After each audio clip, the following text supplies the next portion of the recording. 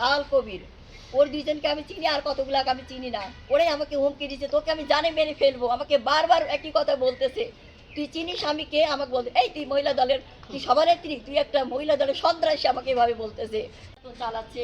সবচেয়ে বড় কথা যে ও সন্ত্রাসী বাহিনী দিয়ে ও তো নিজে কিছু করতে পারতেছে না, সন্ত্রাসী দিয়ে বারবার আমাকে নির্যাতন। আমি পলাশকে জানাইছি, তারপরে হলো আমি হলো রোহিতকে জানাইছি, শাহিনকে জানাইছি, চেয়ারম্যানকে বলা হয়নি। হাবিব ভাইকে বলছি, আমি প্রথমে আমি হাবিব ভাইকে বলছি জিনিসটা যে ভাই এই ব্যাপার। ভাই বলছে যে আপনি আইনে আপনি হলো থানায় যায় আপনি একটা জিডি করেন। আমার দাবি, আমার দোকান, আমার স্বামীর দোকান, আমি ওয়ারি সূত্রে আমি আমার স্বামীর অধিকার আমি চাই। এটাই আপনাদের ভাইয়ের কাছে আমার এটাই আমার দাবি। আপনি আমি সঙ্গে সঙ্গে থানায় গেছি, প্রশাসন থানা ওসি বলতেছে আপা আপনার ঘর আপনি বুঝে নেন, আপনি তালা ভেঙে আপনি ঢুকে পড়েন। আমার কোনো সে নাই, আমাদের কোনো প্রশাসনের লোকজন কেউ যাবে না। যেহেতু কোর্ট যেখানে, আদালত যেখানে রায় দিছে, সেখানে আমাদের থানার এখানে কোনো এখতিয়ার নাই। আপনার ঘর আপনি তালা ভেঙে, হ্যাঁ কোর্টে রায় পাইছি, হ্যাঁ আমার কাছে আছে, সব কিছু আছে।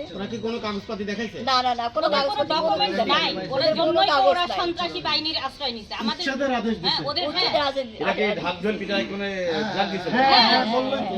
ওদের কোনো কাগজপত্র কোনো কিছু নাই। তারপরেও দখল করে। আচ্ছা কারা কারা আসছে একটু বলেন তো নাম করে।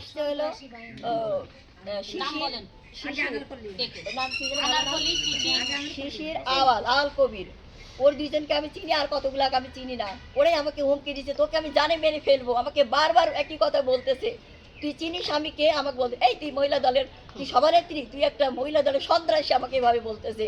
আমি বলতেছে বাবা তোমরা এইভাবে কথা বলো না, আমি তোমার মা বয়সী, কিন্তু তারা বারবার আমাকে আমরা যার জন্য কোনো ইয়ের মধ্যে যাব না, যার জন্য আমরা কোর্টের মাধ্যমে আমরা আইনকে সম্মান করি। এই জন্য আমরা আইনে যখন আমরা রায় পাইছি, আমরা কোর্টে আমরা একটা ইয়ে করছি।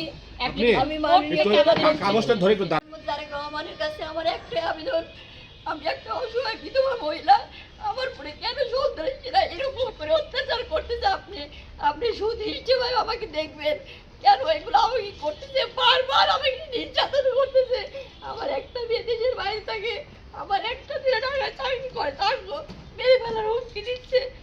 আমার কোনো জানি নিরাপত্তা নাই, আমি কীভাবে আমি এখানে থাকবো? আমি প্রিয় সাংবাদিক ভাইরা, আপনি আমাকে এই বিষয় নিয়ে আপনি বিবেচনা করবেন। তারেক রহমান যেন আমার এইটা যেন দেখে যে আমি একটা মহিলা দলের সভানেত্রী, আমি এখানের নাম ফ্যামিলির নাম করা ঘরের মেয়ে এবং নাম করা ঘরের আমার হাজবেন্ড, কেন আমাকে এইভাবে অত্যাচার করতেছে, কেন নির্যাতন করতেছে? আমি সঠিক বিচার চাই, আমি এর জন্য আমি সঠিক বিচার চাই। আমি ওই মহিলার আমি গ্রেপ্তারের দাবি জানাচ্ছি। ও যেন গ্রেপ্তার হয়, ওকে যেন গ্রেপ্তার করে, আমি এটাই আমার দাবি। ওকে অতি দ্রুত যেন গ্রেপ্তার করে ওকে আইনের আশ্রয় জানে আনা হয়, এটাই আমার দাবি। মহিলার নামটা কি আলাদা বলেন তো? মহিলার নাম হচ্ছে নিরপেক্ষ, সত্য প্রকাশে আপোষহীন।